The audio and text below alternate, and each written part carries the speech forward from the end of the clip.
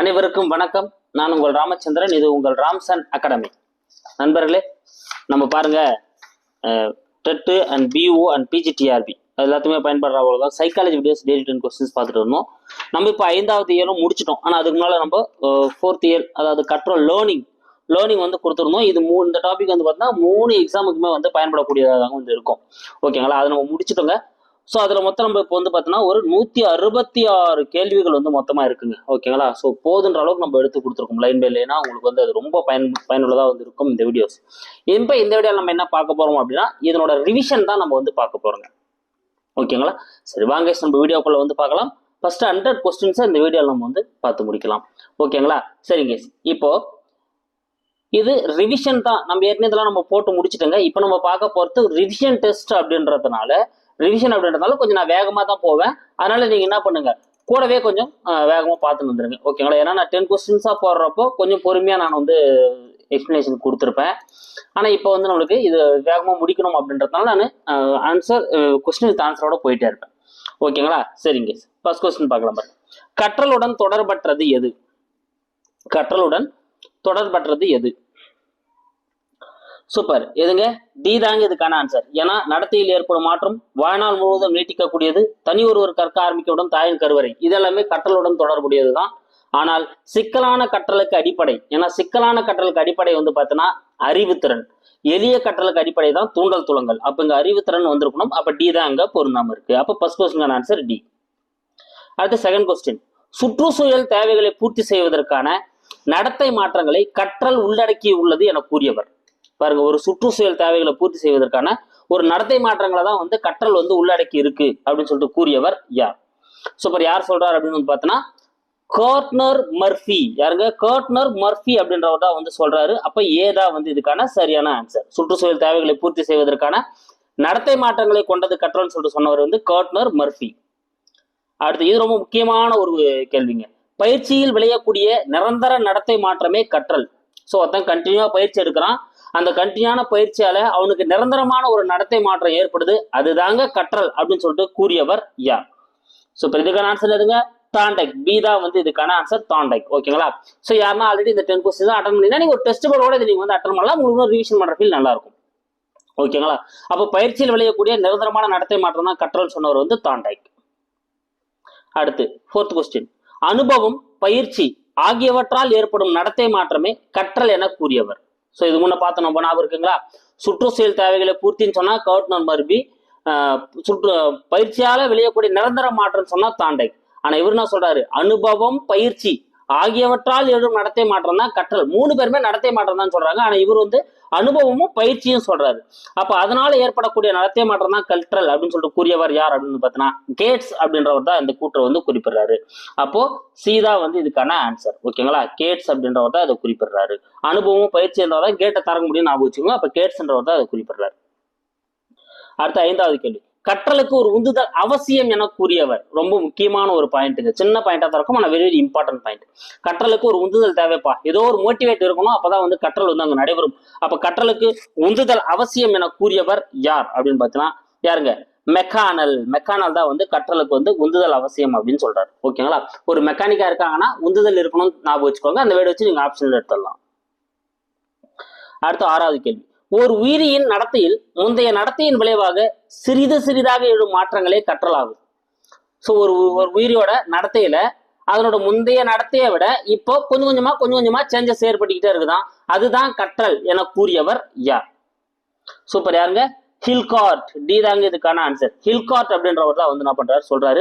ஹில்னு ஞாபகம் வச்சுக்கோங்க. மலை மேல ஏறப்போ சிறிதா தான் வந்து என்ன பண்ண முடியும், ஏற முடியும் ஞாபகம் வச்சுக்கோங்க. அப்ப சிறிதா ஏற்படக்கூடிய மாற்றங்கள் வந்து யார் சொல்றாரு? ஹில்கார்ட் அவர்கள் தான் வந்து குறிப்பிட்டிருப்பாரு. அடுத்து 7வது கேள்வி. துடிப்புடன் கற்றல் எனும் கருத்தை அறிமுகப்படுத்தியவர் யார்? துடிப்புடன் கற்றல், ஆக்டிவ் லேர்னிங் அப்படின்ற வேர்டை இன்ட்ரோடியூஸ் செய்தவர் யார்? துடிப்புடன் கற்றல் எனும் வார்த்தையை, கருத்தை அறிமுகப்படுத்தியவர் ரேவன்ஸ். யாருங்க?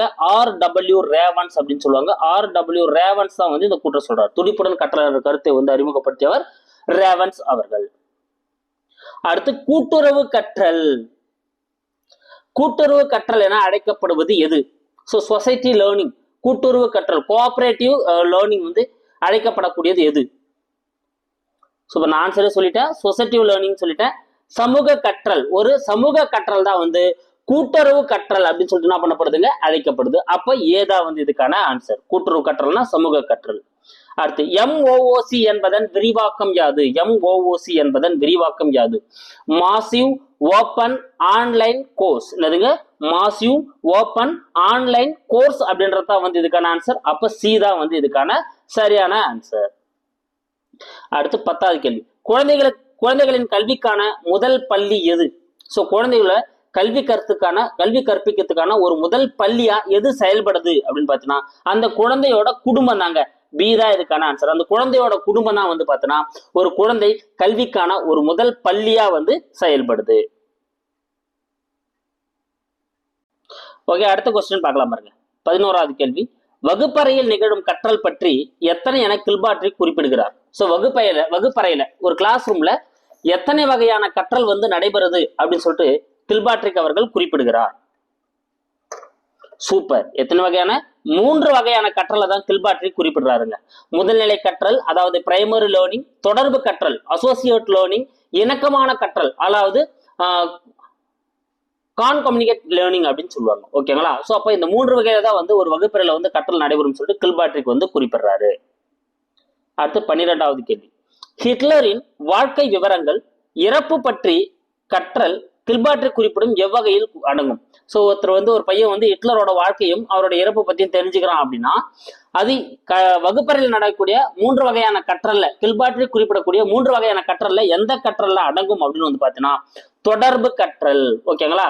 சோ அப்போ ஹிட்லரை பத்தி அவன் முதல்ல 2ஆம் உலக போர்ல முதல்நிலை கற்றலை முடிச்சிட்டு இருப்பான். அதுக்கப்புறம் அது உள்ள வந்து ஹிட்லரை பத்தி படிப்பான்.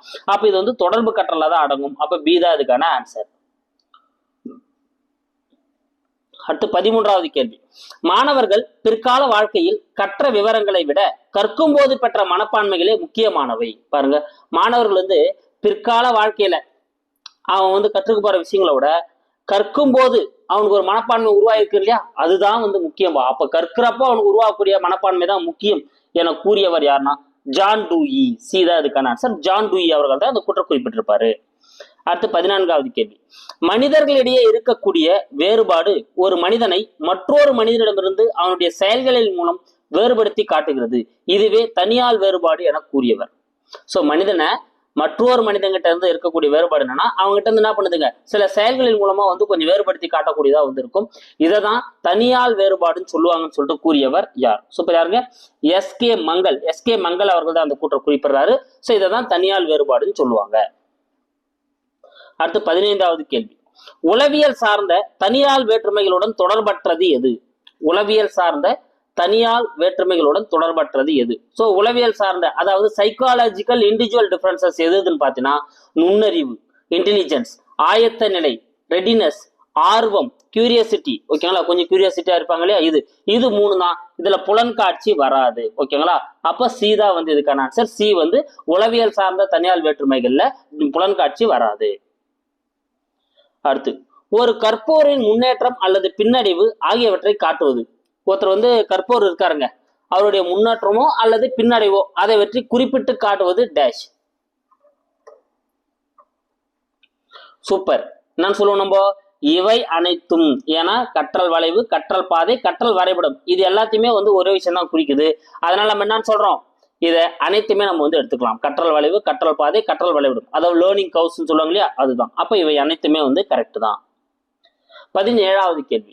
கற்றல் வரைபடத்தில் கற்றுக்கொள்ள எடுத்துக்கொள்ளும் நேரம் எதில் குறிக்க வேண்டும்? சோ கற்றல் வரைபடம் வந்து குறிக்கிறாங்க. எக்ஸ் அச்சு ஒய் அச்சு நம்ம குறிப்போம் இல்லைங்களா, அதுல நம்ம கற்க எடுத்துக்கிறோம் இல்லையா நேரம், அந்த எடுத்துக்கொண்ட அந்த நேரத்தை எதில் குறிக்க வேண்டும்? சூப்பர். எதுலங்க? படுக்கை கோடு தான் நம்ம வந்து குறிக்கணும். அதாவது எக்ஸ் அச்சில் தான் வந்து குறிக்கணும். இது எக்ஸ்னுவோம், இது நம்ம ஒய்னுவோம். இதுல தான் வந்து எடுத்துக்கொண்ட நேரத்தை வந்து நம்ம வந்து என்ன பண்ணணும், குறிக்கணும். அடுத்து 18வது கேள்வி. தந்தி கருவிகளின் வழியே செய்திகளை அனுப்புவது, பெறுவது ஆகியவற்றை செய்து மாணவர்களின் கற்றல் பாதையை ஒப்பிட்டு பார்த்தவர்கள். சோ தந்தி வழியா வந்து ஒரு நியூஸ் அனுப்புறது, மறுபடியும் படுறது, இது மூலமா வந்து செயல்பாடுகளை ஆராய்ஞ்சு அது மூலமா மாணவர்களோட அந்த கற்றல் பாதை வந்து எப்படி இருக்கு அப்படின்னு சொல்லிட்டு ஒப்பிட்டு செய்தவர்கள் யார்? சூப்பர். பிரைன் மற்றும் ஹார்டர், சி தாங்க இதுக்கான ஆன்சர். பிரைன் மற்றும் ஹார்டர் இவங்க ரெண்டு பேர் தான் வந்து இந்த தந்தி கருவியை வச்சு மாணவர்கள்ட்ட வந்து இந்த கற்றல் வந்து ஒப்பிட்டு பார்த்திருப்பாங்க. அடுத்து, கற்றல் வளைவு எத்தனை வகைப்படும்? கற்றல் வளைவானது எத்தனை வகைப்படும்? சூப்பர். லேர்னிங் கர்வ்ஸ் வந்து பாத்தீங்கன்னா there are three types of learning curves இருக்குங்க. ஓகேங்களா? அப்போ 3 வகைப்படும். பி தான் வந்து இதுக்கான ஆன்சர். எத்தனை வகைப்படும்? 3 வகைப்படும். ஓகேங்களா? சோ நேரடி கற்றல், எதிர்மறையான முன்னேற்றத்தை காட்டும் கற்றல் வளைவு, அப்புறம் எஸ் அமைப்பை கொண்ட கற்றல் வளைவு. இந்த மாதிரி 3 வகையான கற்றல் வளைவுகள் வந்து காணப்படுது.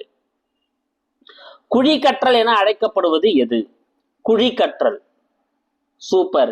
நேரடி முன்னேற்றத்தை காட்டும் கற்றல் வளைவு ஏதா இதுக்கான ஆன்சர். அதாவது நேரடி முன்னேற்றத்தை காட்டக்கூடிய கற்றல் வளைவான, அதாவது உடன்பாட்டு முறை முன்னேற்றம் அப்படின்னு இதுக்கு இன்னொரு பேர் இருக்குங்க. ஸோ நேரடி முன்னேற்றம், பாசிட்டிவ் ஆக்சலரேட்டட் லேர்னிங் கர்வ் தான் வந்து பார்த்தீங்கன்னா குழி கற்றல் அப்படின்னு சொல்லிட்டு என்ன பண்ணப்படக்கூடியதா இருக்கு, அழைக்கக்கூடியதா வந்து இருக்கு. அப்போ குவி கற்றல், குழி கற்றல்னா நேரடின்னு பார்த்தோம். அப்போ குழி கற்றல், அப்போ குவி கற்றல்னா என்ன வரும் அப்படின்னு வந்து பாத்தீங்கன்னா நெகட்டிவ்லி ஆக்சிலரேட்டட் லேர்னிங் கர்வ். ஓகேங்களா? அப்போ குவினா வந்து நெகட்டிவ், எதிர்மாறான வளைவுகளை காட்டும், முன்னேற்றத்தை காட்டும் கற்றல் வளைவு. ஓகேங்களா? குழினா நேரடி, குவினா எதிர்மாறான. நல்லா ஞாபகம் வச்சுக்கோங்க. குழியில போய் நேரடியாக தான் விட முடியும், ஞாபகம் வச்சுக்கோங்க. அப்போ குழி கற்றல்னா நேரடி முன்னேற்றத்தை காட்டக்கூடியது. அடுத்து 22வது கேள்வி. நேரடி முன்னேற்றத்திற்கு காட்டும் கற்றல் வளைவு வகையில் ஆரம்ப நிலையில் கற்றல் எவ்வாறு இருக்கும்? இப்பதான் நம்ம பார்த்தோம், இதை குழி கற்றல்னு அழைக்கிறாங்க. பாசிட்டிவ் ஆக்சலரேட்டட் லேர்னிங் கர்வ் உடன்பாடு முறை முன்னேற்ற கற்றல்னு இதுக்கு இன்னொரு பேர் இருக்கு. இதுல கற்றலோட அந்த வளைவானது ஆரம்ப நிலையில் கற்றல் வந்து இங்க எப்படி இருக்கும்? சூப்பர். ஆரம்ப நிலையில குறைந்த அளவுதான் வந்து காணப்படும். அதனோட பயிற்சி அதிகரிக்க அதிகரிக்க தான் அதனோட இது வந்து அதிகரிக்கும். அப்ப பி தான் இதுக்கான ஆன்சர். ஆரம்ப நிலையில் குறைவாக காணப்படும். அடுத்து 23வது கேள்வி. கல்வியின் 4 தூண்கள், 4 பில்லர் ஆஃப் எஜுகேஷன். ஸோ கல்வியோட 4 தூண்கள்ல பொருந்தாதது எது? ஸோ கல்வியோட 4 தூண்கள்ல என்னென்ன வரும் அப்படின்னு பார்த்தீங்கன்னா, தெரிந்து கொள்வதற்காக கற்றல், லேர்னிங் டு நோ. செய்வதற்கு கற்றல், லேர்னிங் டு டூ. கூடி வாழ கற்றல், லேர்னிங் டு லிவிங் டுகெதர். எப்படி இருப்பதற்கான கற்றல், லேர்னிங் டு பி. ஓகேங்களா? அப்போ இங்க எது பொருந்தாதது அப்படின்னா உடலை பலப்படுத்த கற்றல் வந்து பொருந்தாதது. அப்ப டி தான் வந்து இதுக்கான ஆன்சர். எதிர்மாறான முன்னேற்றத்தை காட்டும் கற்றல் வளைவு வகையில் ஆரம்ப நிலையில் கற்றல் எவ்வாறு இருக்கும்? இப்பதான் பார்த்தோம். நேரடியா இருக்கக்கூடிய அந்த கற்றல் வளைவுல ஆரம்ப நிலையில கற்றல் குறைவா இருக்கும், பயிற்சி அதிகரிக்க அதிகரிக்க கற்றல் மேம்படும் அப்படின்னு நம்ம பார்த்தோம். இதே எதிர்மாறான, அதாவது குவி கற்றல்னு அழைக்கப்படக்கூடிய அந்த எதிர்மாறான கற்றல் வளைவுல ஆரம்பத்தில் எப்படி இருக்கும்? கற்றல் வந்து அதிகமாக இருக்கும். ஏதாங்க இதுக்கான ஆன்சர். எப்படி இருக்கும்? அதிகமா இருக்கும். போக போக போக போக என்ன போகும்? கற்றல் வந்து இங்க குறைஞ்சிட்டே போகும். அதனாலதான் இது எதிர்மாறான முன்னேற்றத்தை காட்டும் கற்றல் வளைவு நம்ம சொல்றோம். அடுத்து 25வது கேள்வி. உடல் பலத்தை பயன்படுத்தி செய்யப்படும் வேலைகள் எதில் அடங்கும்? ஸோ ஒருத்தர் வந்து உடல் பலத்தை பயன்படுத்தி ஒரு வேலையை செய்யறாரு, அது எதில் அடங்கும் அப்படின்னு வந்து பாத்தீங்கன்னா எதில் அடங்கும்? குவி கற்றல். ஏன்னா குவி கற்றல்னா எதை குறிக்குது? நெகட்டிவ்லி, எதிர்மறையான முன்னேற்றத்தை காட்டும் கற்றல் வளைவு தான் வந்து குறிக்குது. ஏன்னா உடல் பலத்தை வச்சு வேலை செய்யறப்போ முதல்ல வேகமா செய்வாங்க, போக போக அந்த வேகம் குறைய ஆரம்பிக்கும். அதனால இது எதிர்மறையான முன்னேற்றத்தை காட்டும் கற்றல் வளைவு குவி கற்றலை தான் குறிக்குது. அடுத்து 26வது கேள்வி. தாண்டைக்கின் சோதனை அடிப்படையில் செய்திறன் கற்றல் வளர்ச்சி அளவிட்டு விளக்கும் வரைபடம் டேஷ். ஸோ தாண்டைக்கோட சோதனை அடிப்படையில ஒரு செய்திறன் கற்றல் வளர்ச்சி அளவிட்டு வரைபடம் வந்து எப்படி எதை வந்து குறிக்குது அப்படின்றத நம்ம வந்து கேட்கிறோம். ஸோ இது சிம்பிளா சொல்லணும் அப்படின்னா எஸ் அமைப்பு கொண்ட கற்றல் வளைவு யாருங்க வெளியிட்டிருப்பாரு? தாண்டைக்கு தான் வெளியிட்டிருப்பாரு. அதை தான் அப்படி சுத்தி சுத்தி கேட்டுப்பட்டிருக்கு. எஸ் ஷேப் லேர்னிங் கர்வ் வந்து பார்த்தீங்கன்னா தாண்டைக்கு தான் சோதனை பண்ணி வெளியிட்டிருப்பாரு. ஓகேங்களா? அப்ப எஸ் அமைப்பு கொண்ட கற்றல் வளைவு. அடுத்து 27. எவ்வகை கற்றல் வளைவில் நேர்மறை எதிர்மறை என மாறி மாறி நிகழ்கிறது? நம்ம பார்த்தோம் இல்லையா? ஃபர்ஸ்ட் நேரடி முன்னேற்றத்துல பயிற்சி அதிகரிக்க அதிகரிக்க கற்றல் அதிகரிக்கும். எதிர்மறையான முன்னேற்றத்துல பயிற்சி அதிகரிக்க அதிகரிக்க முதல்ல அதிகமா இருக்கும், அப்புறம் குறையும். ஆனா இதே எஸ் அமைப்பு கொண்ட கற்றல் வளைவுல எப்படி இருக்குமா? நேர்மறை எதிர்மறைன்னு மாத்தி மாத்தி வந்து நடக்கக்கூடியதா வந்து இருக்கும். அப்ப எஸ் அமைப்பு கொண்ட கற்றல் வளைவு இந்த தாண்டைக்கு தான் வந்து வெளியிட்டிருப்பாரு. அடுத்து 28வது கேள்வி. ஒரு குறிப்பிட்ட கால அளவிற்குள் எந்த அளவு ஒருவர் கற்று தேர்ச்சி அடைகிறார் என்பது? ஒரு குறிப்பிட்ட கால அளவுக்குள்ள ஒருவர் எந்த அளவுக்கு தேர்ச்சி அடைகிறார் அப்படின்றத குறிக்கக்கூடியதான் நம்ம என்னன்னு சொல்லுவோம்? கற்றல் வீதம். நம்ம என்னன்னு சொல்லுவோங்க?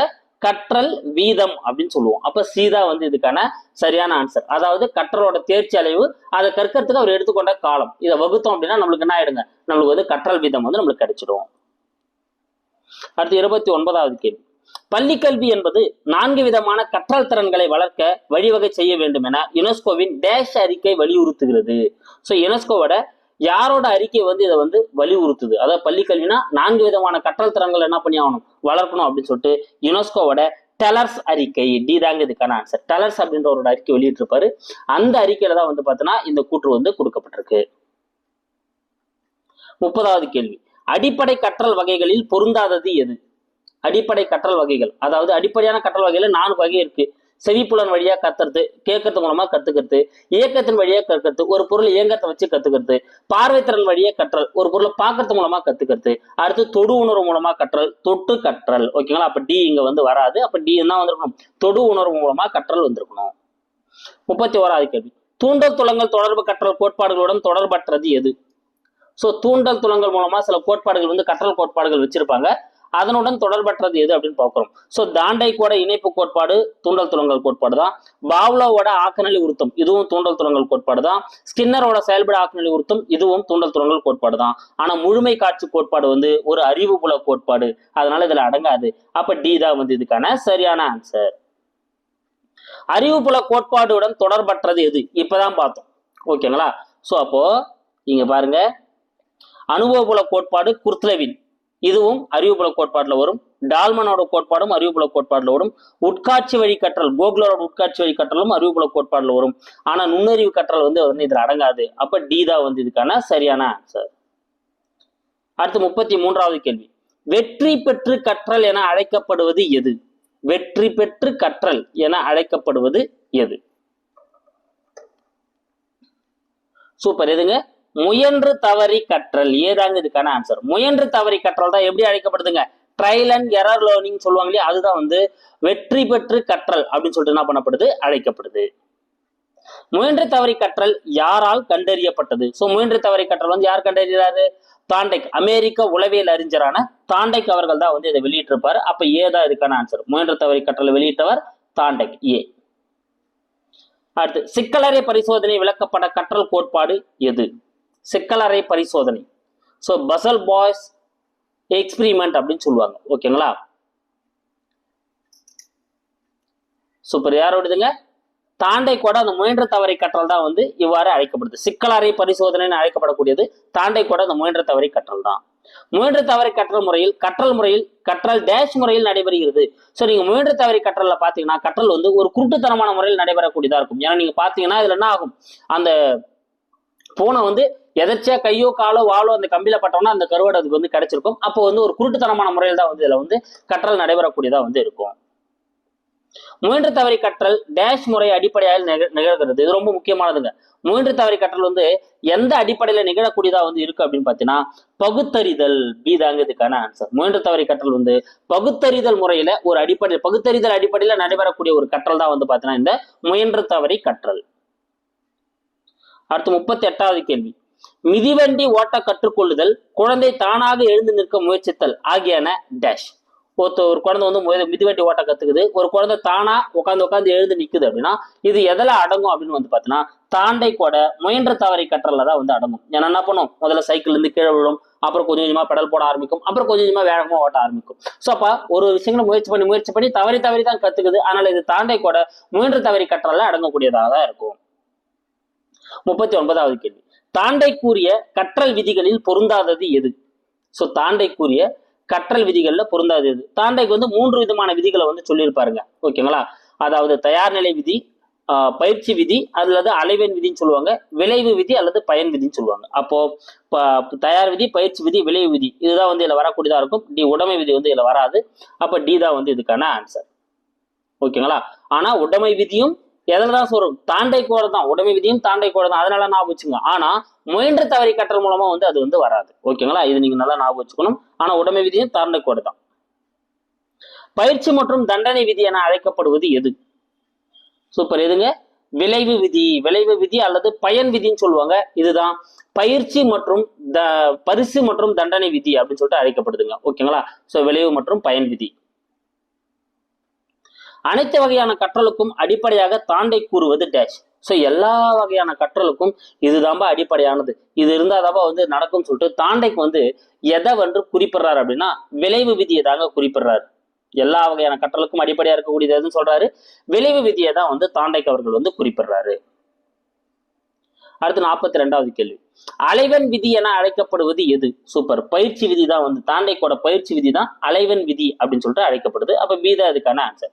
கணித கணக்குகள் தீர்த்தல் எம்முறையில் அடங்கும். ஸோ ஒருத்தர் வந்து கணித கணக்குகள்லாம் ஈஸியா வந்து தீர்க்கிறாரு. அது தாண்டைக்கோட எந்த வழியில எந்த இதுல வந்து அடங்கக்கூடியதா வந்து இருக்கும் அப்படின்னு பார்த்தீங்கன்னா பயிற்சி விதி. ஓகேங்களா? ஸோ பயிற்சி விதியில வந்து அடங்கக்கூடியதாக தான் இருக்கும். அதாவது அலைவன் விதின்னு அழைக்கப்படக்கூடிய பயிற்சி விதியில் தான் வந்து இது அடங்கும். குதிரையை நீர்நிலைக்கு அருகில் கொண்டு சென்றாலும் நம்மால் குதிரையை தண்ணீர் குடிக்க வற்புறுத்த இயலாது. இது தாண்டைக்கின் எந்த விதியில் அடங்கும்? ஸோ குதிரையை நீங்க என்ன பண்றீங்க, ஒரு தண்ணீருக்கு ஒரு தொட்டி கிட்ட கொண்டு போறீங்க. அது குதிரை ஆனா நீங்க தண்ணி குடிக்க சொல்லி என்ன பண்ண முடியாது, வற்புறுத்த முடியாது. அதுவா தோணாதான் குடிக்கும். இது எதுல வந்து அடங்கக்கூடியதா வந்து இருக்கும் அப்படின்னா தயார் விதியில வந்து அடங்கக்கூடியதா வந்து இருக்கும். அப்ப நீங்க என்ன பண்ணணும், ஒரு குழந்தைய நீங்க கற்பிக்க போறீங்க அப்படின்னா முதல்ல அந்த குழந்தைய அதுக்காக தயார்படுத்தணும் அப்படின்னு சொல்லியிருப்பாரு, தயார் விதி. தாண்டைக்கின் கற்றல் விதிகளில் குறைபாடு உள்ளதாக கருதப்படும் விதி எது? ஸோ தாண்டைக்கோட கற்றல் விதிகளிலே இதுல ரொம்ப அதிகமான குறைபாடுகள் உள்ளதுன்னு சொல்லிட்டு சொல்லக்கூடிய விதி எதுன்னு பார்த்தீங்கன்னா நம்ம விளைவு விதி தாங்க. ஓகேங்களா? ஸோ விளைவு விதிகள் தான் வந்து குறைபாடு உள்ளதாக கருதப்படுது. ஏதா வந்து இதுக்கான ஆன்சர். அடுத்து தாண்டைக்கின் பயிற்சி விதி மேலும் எத்தனை வகையாக பிரிக்கப்பட்டுள்ளது? ஸோ தாண்டைக்கு 3 விதியா சொல்லியிருப்பாருன்னு பார்த்தோம். விளைவு விதி, பயிற்சி விதி, தயார் நிலை விதின்னு பார்த்தோம். அந்த பயிற்சி விதி மேலும் 2 வகையா வந்து என்ன பண்ணப்பட்டிருக்கும், பிரிக்கப்பட்டிருக்கும். அதாவது பயன்படுத்தும் விதி, பயன்படுத்தாம விதின்னு சொல்லிட்டு மறுபடியும் 2ஆ பிரிச்சிருப்பாரு.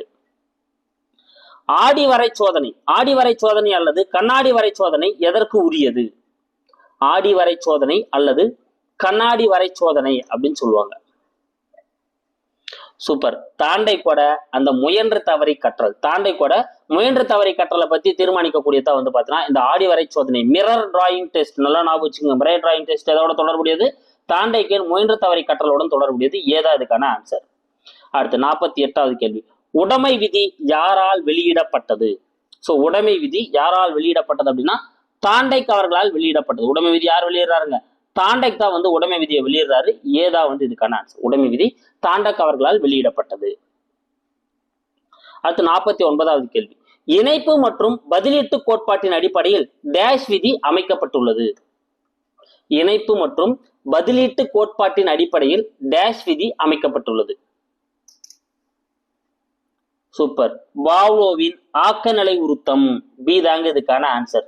ஸோ இணைப்பு மற்றும் பதிலீட்டு கோட்பாட்டின் அடிப்படையில் தான் வந்து பாவ்லோவோட அந்த ஆக்கநிலை உறுத்த விதி வந்து அமைக்கப்பட்டிருக்கு. ஆக்கநிலை உறுத்தலின் வழியே கற்ற நடத்தையை அகற்றும் முறையை பற்றி சோதனை மேற்கொண்டவர் யார்? ஸோ ஒரு ஆக்கநிலை உறுத்தல் மூலமாவே ஒருத்தன் கற்ற விஷயத்த என்ன பண்ண முடியும், நம்மளால அவங்க கிட்ட இருந்து அகற்ற முடியும், அவங்க கிட்ட வந்து என்ன பண்ண முடியும், நீக்க முடியும் அப்படின்னு சொல்லிட்டு அதுக்கான சோதனைகளை ஏற்படுத்தி வர்றாருன்னா வாட்சன் அவர்கள் தான் ஏற்படுத்திருப்பார். அது பேர் என்ன சொல்லுவாங்க, ஆக்கநிலை நீக்கம் அப்படின்னு சொல்லுவாங்க, டீகண்டனேட்டிங் அப்படின்னு சொல்லுவாங்க. ஓகேங்களா? ஆக்கநிலை நீக்கம் சொல்லுவாங்க. அது யார் சொல்லியிருப்பாரு? வாட்சன் அவர்கள் தான் வந்து சொல்லியிருப்பாரு. 51வது கேள்வி, ஆக்கநிலை உறுத்த கோட்பாடு வெளியிட்ட பாவ்லோ எந்த நாட்டை சேர்ந்தவர்? பாவ்லோ வந்து பாத்தீங்கன்னா ரஷ்ய நாட்டை சேர்ந்தவர். ஓகேங்களா? பாவ்லோ வந்து ரஷ்ய நாட்டை சேர்ந்தவர். பி தான் அதுக்கான ஆன்சர், ரஷ்யா.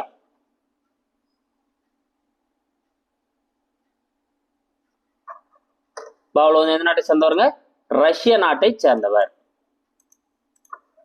ஓகே, அடுத்த கொஸ்டின் பார்க்கலாம். பாவ்லோவின் ஆக்கநிலை உறுத்த கற்றலுடன் தொடர்பற்றது எது? சோ பாவ்லோவோட அந்த ஆக்கநிலை உறுத்த கற்றலுடன் தொடர்பற்றது எது?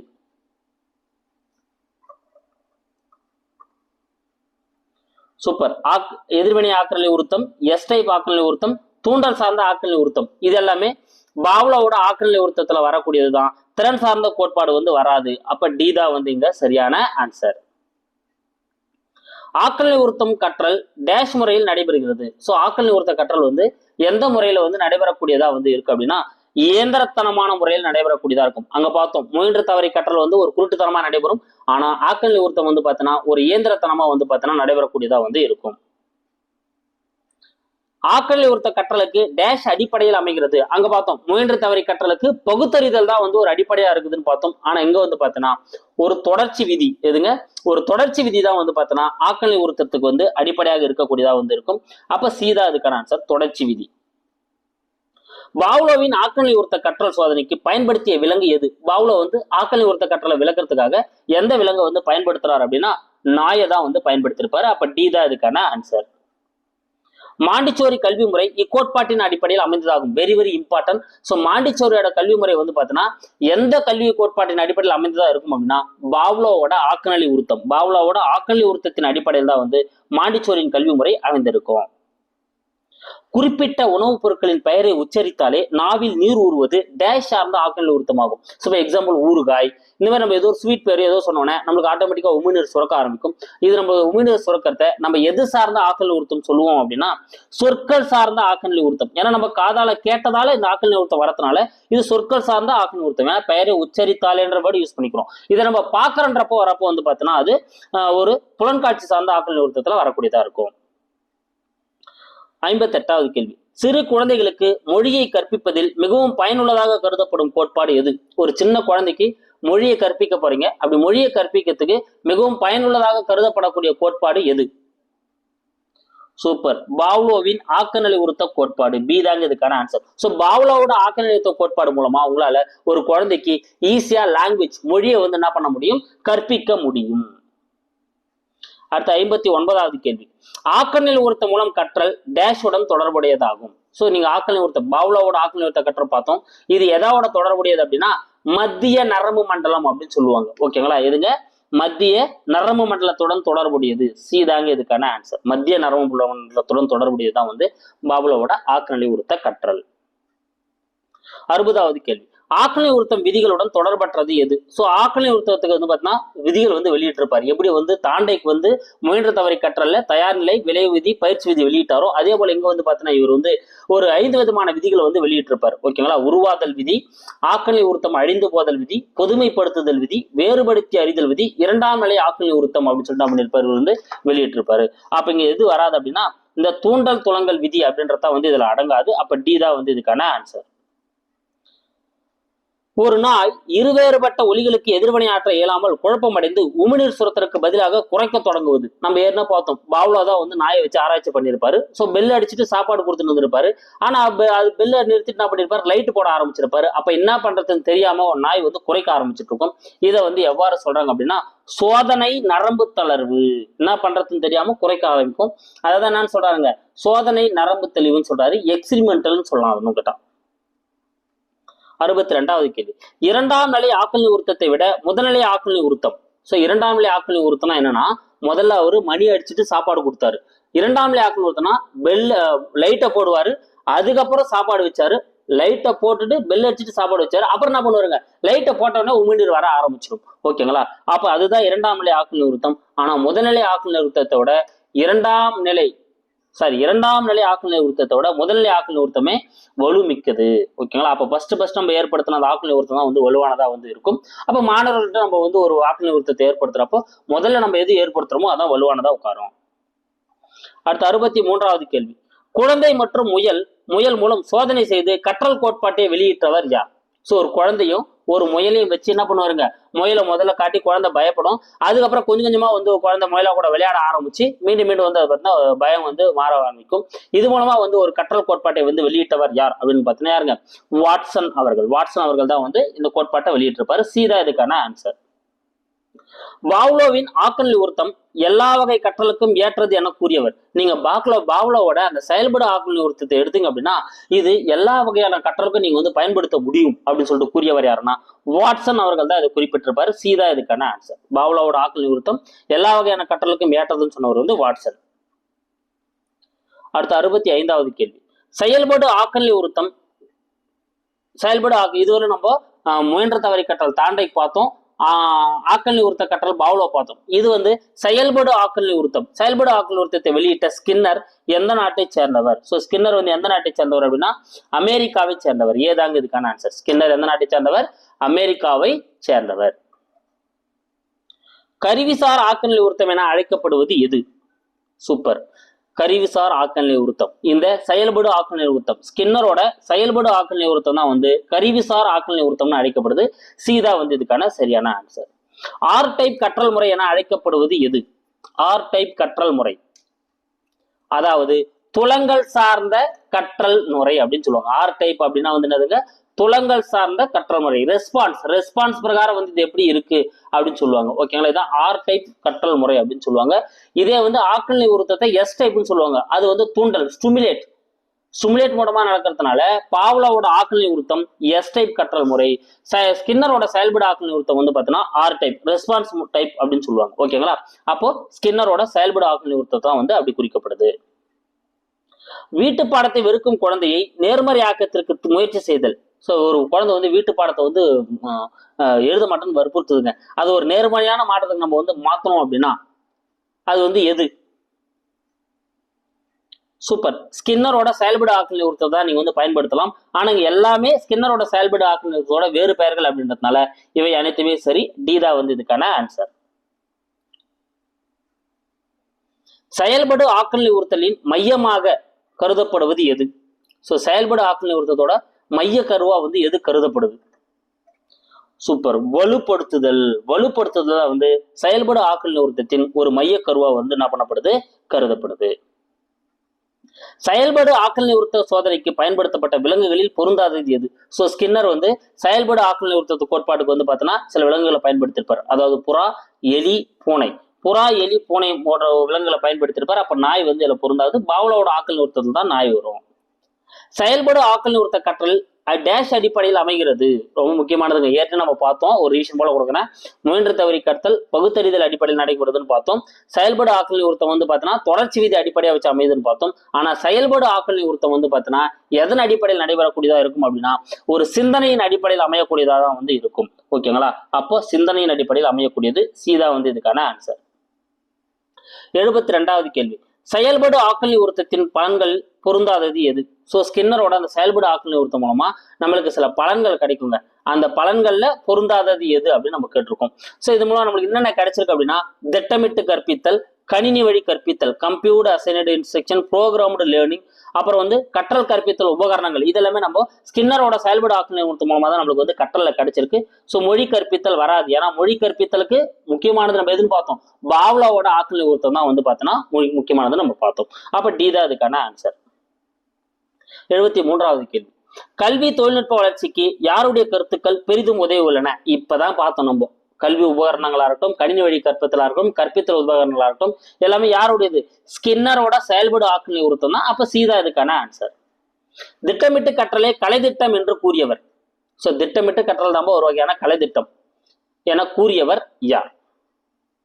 சூப்பர், யாருங்க? ஹில்டா டபா. சீதாங்க இதுக்கான ஆன்சர். ஹில்டா டபா அப்படின்றவர் தான் வந்து திட்டமிட்டு கற்றல் தான் வந்து பார்த்தீங்கன்னா ஒரு கலைத்திட்ட வடிவம் அப்படின்னு சொல்லிட்டு பண்ணியிருப்பாரு, குறிப்பிட்டிருப்பாரு. ஹில்டா டபா நேம் கொஞ்சம் டிஃப்ரெண்டா இருக்கும், நல்லா ஞாபகம் வச்சுக்கோங்க. 75வது கேள்வி, திட்டமிட்ட கற்றல் தனித்து கற்றலுக்கு ஏற்றதோர் உத்தி என கூறியவர். திட்டமிட்டு கற்றல் தான் வந்து தனித்து கற்றலுக்கு ஏற்றதோர் உத்தி என கூறியவர் யார்? சூப்பர், யாருங்க? குலாத்தி அப்படின்றவர் தான் இந்த கூட்டம் வந்து சொல்லியிருப்பார். அடுத்து, திட்டமிட்டு கற்றலில் நேர்வழி திட்டம் ஸ்கின்னர் எனில் கிளைவழி திட்டம் டேஷ்.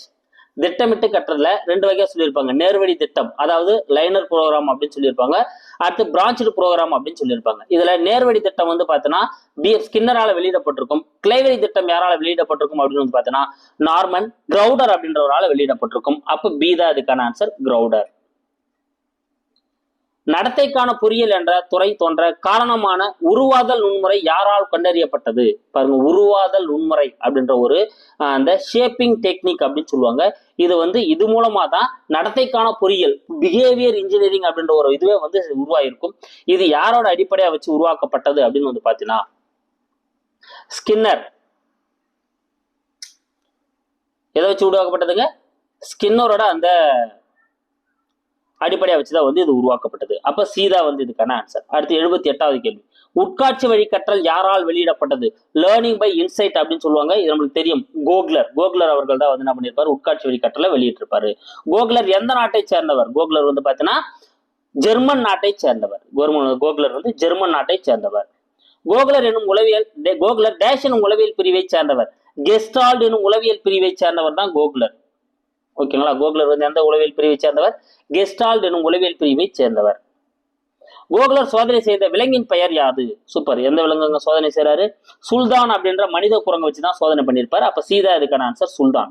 சுல்தான் குரங்கு தன் முதல் முயற்சியில் வெற்றி பெற எடுத்துக்கொண்ட கால அளவு. ஸோ அந்த குச்சிகள்லாம் அடுக்கி அந்த வாழைப்பழத்தை, ஏன்னா நான் எக்ஸ்பிளேஷன் கொடுத்துட்டாங்களா வேகமா போறேன். அந்த வாழைப்பழத்தை எடுக்கிறதுக்கு அது எடுத்துக்கொண்ட கால அளவு 20 வினாடிகள். 20 வினாடிகள்ல வந்து சக்சஸ் பண்ணிடுச்சு. 83வது கேள்வி. உட்காட்சி வழி கற்றலானது டேஷ் அடிப்படையில் நடக்கிறது. உட்காட்சி வழி கற்றல் வந்து பார்த்தீங்கன்னா எந்த அடிப்படையில் நடைபெறக்கூடியதா வந்து இருக்கு? சூப்பர். நுண்ணறிவின் அடிப்படையில் நடைபெறக்கூடியது. நல்லா ஞாபகம் வச்சுக்கோங்க. முயன்று தவறி கற்றலுக்கு அடிப்படையா பகுத்தறிதல் பார்த்தோம். பாவ்லோவோட ஆக்கநிலை உறுத்தத்துக்கு அடிப்படையா வந்து பார்த்தோன்னா நம்ம திட்டமிடுதல் பார்த்தோம். அப்புறம் வந்து பார்த்தோன்னா செயல்படு ஆக்கநிலை உறுத்தம் ஸ்கின்னரோடதுல வந்து பார்த்தோன்னா சிந்தனை திறன் பார்த்தோம். இப்போ உட்காட்சி வழி கற்றல் அடிப்படையாக பார்க்கணும்னா நுண்ணறிவு பார்க்கிறோம். பாவ்லோவோட தொடர்ச்சி விதி கரெக்ட். அடுத்து 84. பிரச்சனைக்குரிய தீர்வு திடீரென புலன்காட்சியின் அடிப்படையில் ஏற்படுவது. இதுதாங்க நம்ம என்னன்னு சொல்லுவோம்? உள்ளொலி தூண்டுதல், இன்சைட், லேர்னிங் பை இன்சைட். திடீர்னு அந்த குரங்குக்கு என்ன ஆகும்? குச்சியில நம்ம ஒன்னா சேர்த்து அந்த வாழைப்பழத்தை எடுக்கலாமான்னு திடீர்னு தோணி இருக்கும். அதை தான் நம்ம என்னன்னு சொல்றோம்? உள்ளொலி கற்றல் அப்படின்னு சொல்றோம். அழுத பிள்ளை பால் குடிக்கும் என்னும் கூற்று டேஷ் வழி கற்றலுக்கு எடுத்துக்காட்டாகும். அழுத பிள்ளை பால் குடிக்கும் அப்படின்ற கூற்று எதுக்கு எடுத்துக்காட்டு? உட்காட்சி வழி கற்றலுக்கு எடுத்துக்காட்டாகும். ஓகேங்களா? ஏன்னா பசி எடுத்துச்சு, அதனால தான் அந்த குழந்தை வந்து அழுகுது. அப்ப திடீர்னு அந்த உட்காட்சி வந்து ஏற்படுது. அதனால உட்காட்சி வழி கற்றலுக்கு எடுத்துக்காட்டு தான் அழுத பிள்ளை பால் குடிக்கும் அப்படின்ற அந்த பழமொழி. 86வது கேள்வி. உட்காட்சி வழி கற்றலுக்கு தேவையானவை. ஸோ உட்காட்சி வழி கற்றலுக்கு எது எதெல்லாம் வந்து தேவையானதா வந்து இருக்கு அப்படின்னு பார்த்தோன்னா நுண்ணறிவு மற்றும் பயிற்சி. நம்ம முதல்ல பார்த்தோம், நுண்ணறிவின் அடிப்படையில வந்து நடைபெறக்கூடியதா இருக்கும். அப்புறம் பயிற்சி. அந்த சுல்தான் குரங்கு குச்சிகளை வேகமா அடுக்க பயிற்சி படிச்சிடானா இன்னும் வேகமா அடிக்க என்ன பண்ணும்? அந்த வாழைப்பழத்தை எடுக்க பார்க்கும். அப்போ நுண்ணறிவும் பயிற்சினா வந்து உட்காட்சி வழி கற்றலுக்கு தேவையானவை. 87.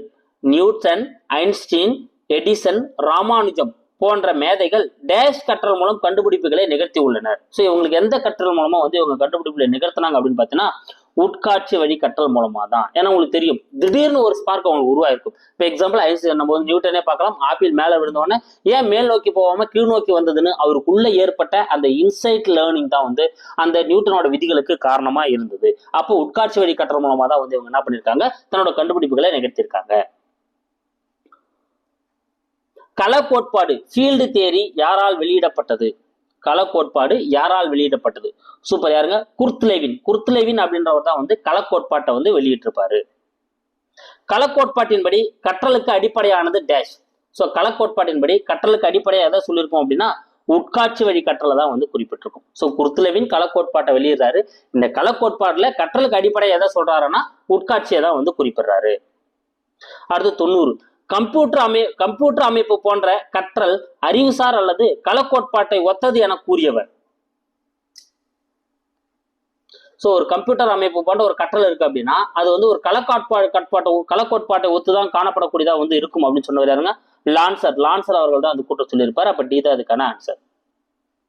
முன்பு கற்ற ஒன்று தற்போது ஒன்றில் மாற்றத்தை ஏற்படுத்துவது. நீங்க ஏதோ ஒரு விஷயத்த முன்ன கத்து வச்சிருக்கிறீங்க, இப்ப கத்துக்கிற விஷயத்துல அது மாற்றத்தை வந்து ஏற்படுத்துது அப்படின்னா அதுதான் நம்ம என்ன சொல்லுவோம்? கற்றல் மாற்றம் அப்படின்னு சொல்லுவோம். பி தான் இதுக்கான ஆன்சர், கற்றல் மாற்றம். பொதுமைப்படுத்துதல் கற்றல் மாற்றத்திற்கு அடிப்படை என கூறியவர்.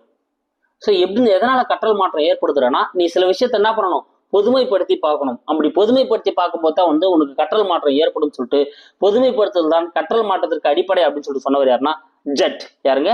ஜட் அவர்கள் தான் அந்த கூட்டம் சொல்லியிருப்பாரு. ஏதா அதுக்கான ஆன்சர். அடுத்து 93. அறிவு, பயிற்சி, பழக்க வழக்கங்களை ஒரு சூழ்நிலையிலிருந்து மற்றொரு சூழ்நிலைக்கு மாற்றி பெறுவதே பயிற்சி மாற்றம் என கூறியவர். ஸோ அவங்க பெற்ற அறிவா இருக்கட்டும், அவங்களோட பயிற்சியா இருக்கட்டும், பழக்க வழக்கங்களா இருக்கட்டும், இதை ஒரு சூழ்நிலையில இருந்து நீங்க இன்னொரு சூழ்நிலைக்கு மாத்தி அது மூலமா உங்களுக்கு வந்து ஒரு மாற்றம் கிடைக்குது இல்லையா, அதுதான் பயிற்சி மாற்றம் சொன்னவர் யாருன்னு பாத்தீங்கன்னா சோரன்சன். யாருங்க? சோரன்சன் தான் அந்த கூட்டம் சொல்லியிருப்பாரு. அப்ப ஏதா வந்து இதுக்கான ஆன்சர் சோரன்சன். அடுத்து 94வது கேள்வி. சிந்தனை திறன், உணர்திறன், வேலைத்திறன் போன்றவற்றை ஒரு நிலையிலிருந்து மற்றொரு நிலைக்கு மாற்றி பயன்படுத்த முடியும் என்பது பயிற்சி மாற்றம் என கூறியவர்.